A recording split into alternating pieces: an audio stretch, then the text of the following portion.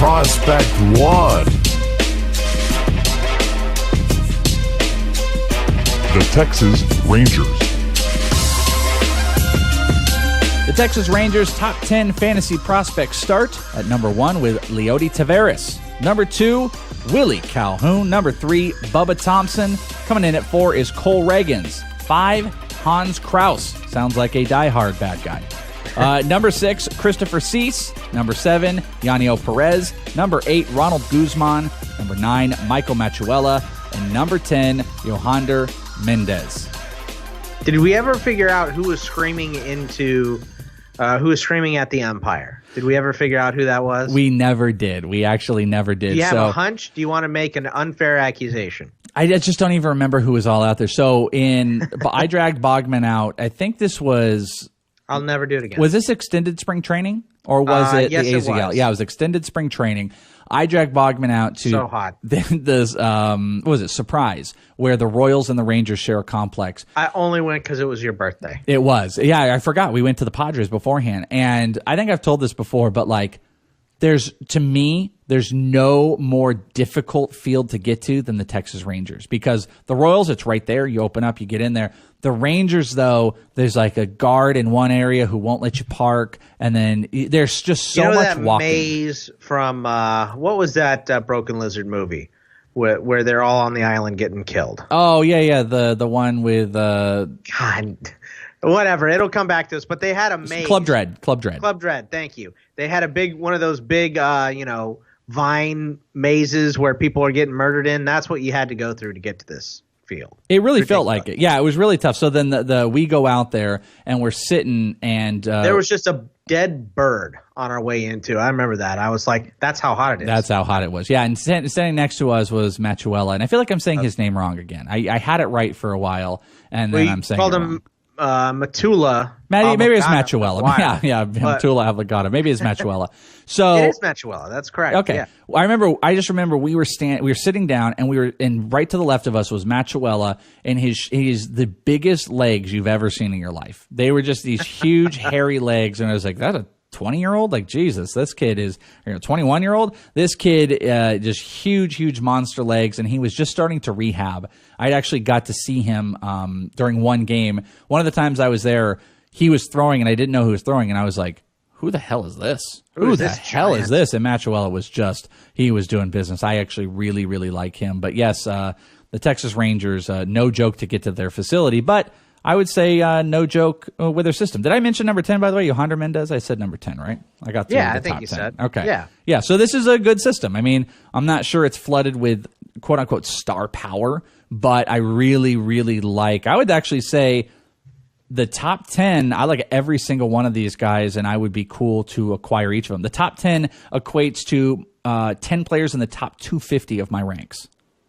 Yeah, I mean, talk about Taveras and Calhoun. Like, Calhoun is going to be up this season, correct? Yeah, he got a little bit of time last season. He projected to start? I'm looking. No, I don't think so. On Roster Resource, they got him as the DH, but they have Rua and Profar on the bench. I mean, it's definitely possible. He should. That's where he belongs, by the way. The problem with Willie Calhoun is he's just positionless. I saw him in spring training when he was still with the Dodgers, and I think I told this story, like, he went off into this separate own field. 3 coaches were working with him. He was on his own field alone, strictly working on the mechanics of second base. I own it. We were eating nachos, actually. So yeah, we're both big dudes. Yeah, and Willie Calhoun, I mean, he's like he actually looks like you, Bogman. He's kind of a shorter, stout, thick dude. He's 5'8", 187. I bet you would kill to be 187. Murder so many people. Okay. So, but that's not going to be his position. He's not going to be a second baseman, though. The benefit is possibly you would get him as a second baseman in fantasy to start. He could play left field. That is definitely a possibility. His home is DH because his bat plays. In 2017 in the minors, hit 31 homers while hitting 300. Only had 4 stolen bases. But check this number out, dude. 486 at-bats. Guess how many strikeouts? Not a lot, right? Yeah, I mean, I set that up. 61. Okay. 61 strikeouts. I was like, oh, man, is this like 250 or is this like 50? Yeah, he's not Mark Reynolds. He's not Mark Reynolds. So Willie Calhoun, what he does is he puts the bat on the ball and he makes it fly. So, the Rangers are a good spot for him. It's AL. He can DH.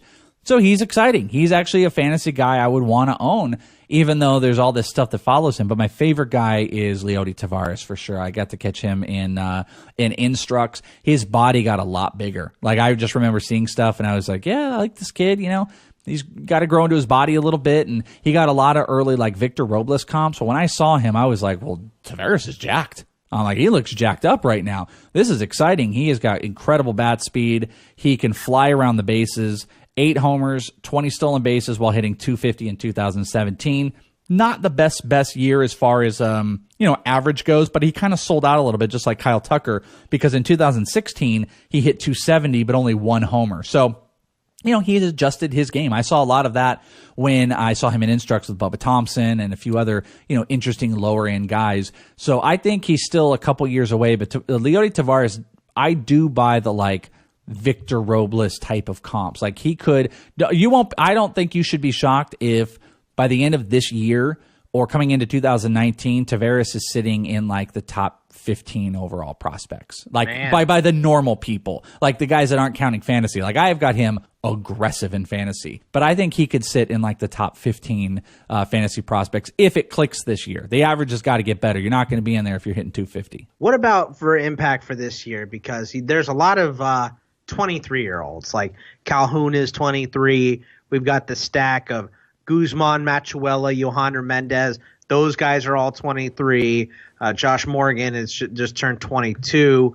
Are these guys going to make an impact this season, or if you had to pick a couple, who would they be? Well, I think we said Willie. Willie's going to be the big impact guy. Yeah, obviously. You mentioned the other guy, and what does their roster look like? Let's go look real quick, because if you still have right it now, up. they've got Chu, Andrus, Mazzara, Beltre, Gallo, Odor, Chirinos, Willie Calhoun, and Delino DeShields Jr., and their bench is Centejo, Profar, Ryan Rua, and Carlos Tocci. So here's the difficult part for the guy I would say that could have the fantasy value, and that guy is Ronald Guzman. And I saw Guzman last year. He's just a big dude. I was surprised at how big this freaking guy was. He hit .298 in 2017, 12 homers, not many strikeouts, actually kind of in the same vein as Willie Calhoun. And a lot of people have very high hopes for Ronald Guzman. I'm not as aggressive as many other people, but there are people that see him inside the top 150 overall. The problem is where does he sit? Joey Gallo is set to be their first baseman. Willie Calhoun is their DH. I actually see that on Roto World right now.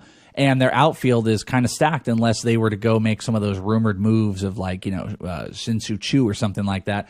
They have to find room for him, and Guzman is going to DH your first base. So it's got to be at the expense of Calhoun or Gallo. Or like I said, if Choo's gone, then they move Willie Calhoun to left field or Guzman to left field. So impact this year could be Guzman. It's 100% Willie Calhoun. Otherwise, you're probably looking at pitching stuff, and that sits around Mendez. Because I'm looking at their staff. They've got Hamels, and they traded for Matt Moore. Then they signed Mike Minor, and they said they're going to start him. He's had some injury stuff. Doug Fister is their 4, and Matt Bush they're going to stretch out and have as a starter. And even if you look at their bullpen, Alex Claudio right now is projected to be their closer. They have Diekman, who you want to know is what's interesting back into that bullpen. Yeah, what's is that? On Roto World they have Jose Leclerc as the closer, and Keone Kela is not there.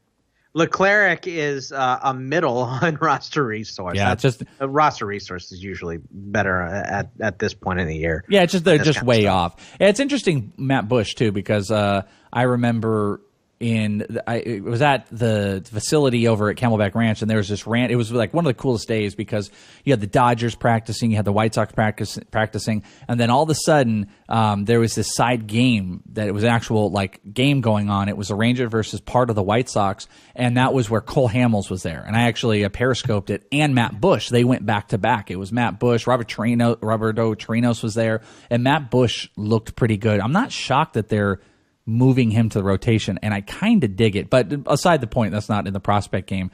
Their stuff is going to be pitchers, but they're probably in the bullpen. I don't know if Mendez is going to get back into the rotation. I mean, maybe if Minor has another injury or Matt Bush doesn't pan out. This team is built. There should be opportunity, I think, this year. This is what's cool about the Rangers. This team, they have built a major league roster that just plays. I mean, you got guys like Beltre, Odor, I like Joey Gallo still. Delano DeShields, I think, is sneaky. But then they've got this minor league system of really talented guys that are just sitting and waiting in the wings.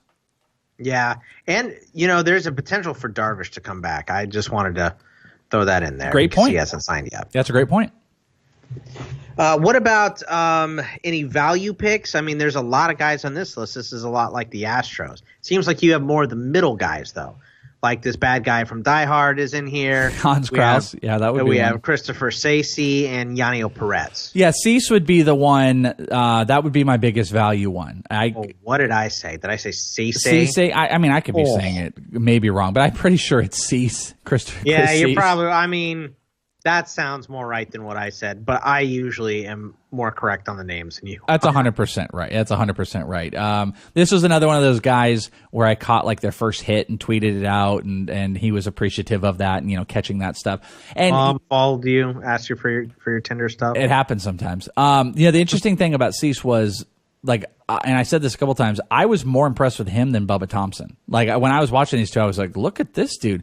He's tall, he's lanky, he was really moving around the field. He had a good feel for the bat, and he actually moved up to short season A ball when Bubba Thompson didn't. He didn't do so great. He hit 336 when I saw him in the AZL, and then he hit like 222 in 92 at bats when he went to short season ball. But he's an 18-year-old kid. He's going to turn 19 actually in literally as we're recording this in a couple days. By the time people are listening to this, his birthday has just passed. Birthday card?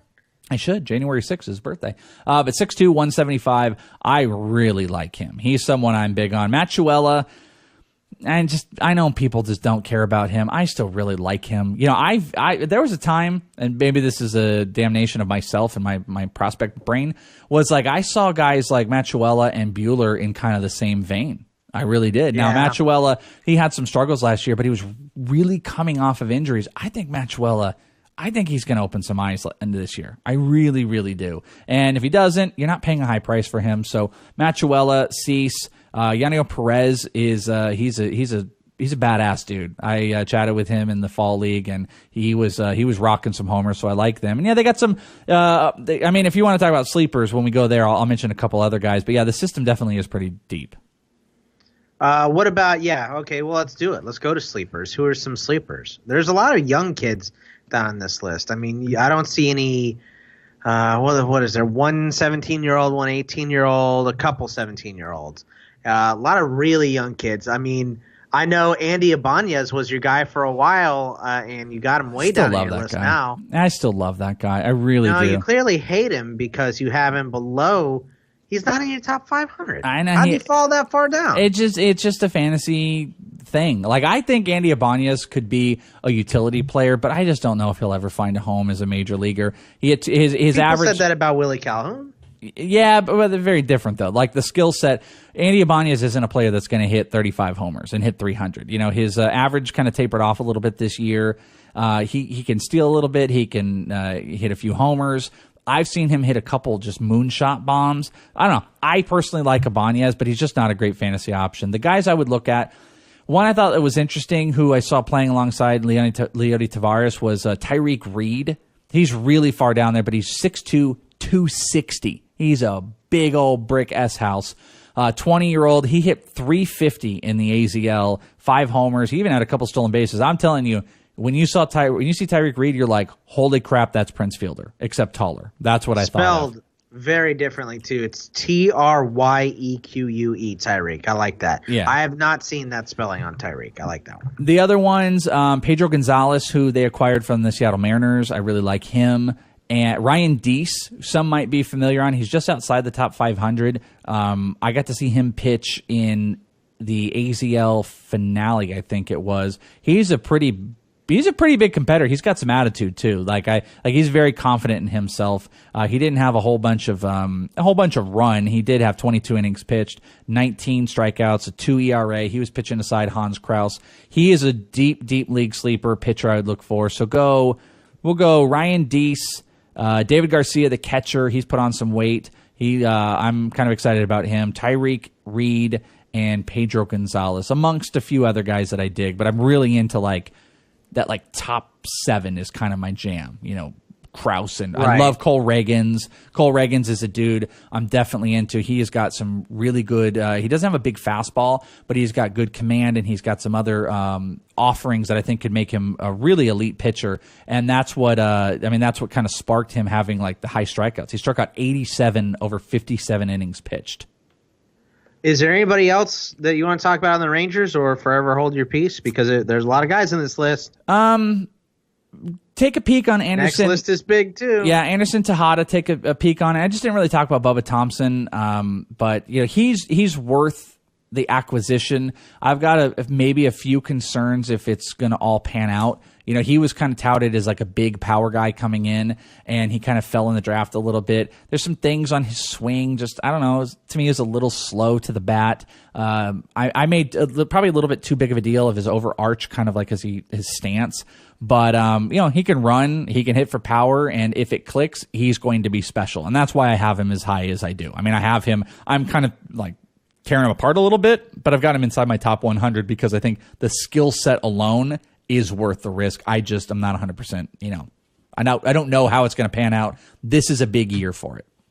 Yeah, this is what's tough. And I like that you said that you had Matt Chiuella with Walker Buehler. And that's what happens when, you have all these guys. Some of them just are not going to pan out, which is even more. I know we talked about the RDI draft a couple episodes ago, but that's why I don't like taking like all prospects like that, because you can, if you were doing this, what was that? Probably 2 or 3 years ago, the Welsh, when you had those guys next to each other. Yeah, that was probably about like maybe even a year and a half ago. Yeah, because you got to remember, Machuela and Buehler were both kind of coming off of injuries. Buehler had Tommy John surgery. Machuela had the same thing. Machuela was once talked as the first overall pick, and then he suffered the injuries, and then he went in the 3rd round. Right. Well, what I'm saying is, if you were drafting back then and you missed on Walker Buehler, maybe you had him ahead of Machuela still, right? You'd just be like, I'll get Machuela around later. And one of them panned out and one of them didn't. Exactly. It's just what happens. Sometimes you miss out on these guys. So it's good to have a guy like the Welsh who goes out and sees all of them and sees some of their attitude and gets DMs from some of their moms. I try. Too true to be funny.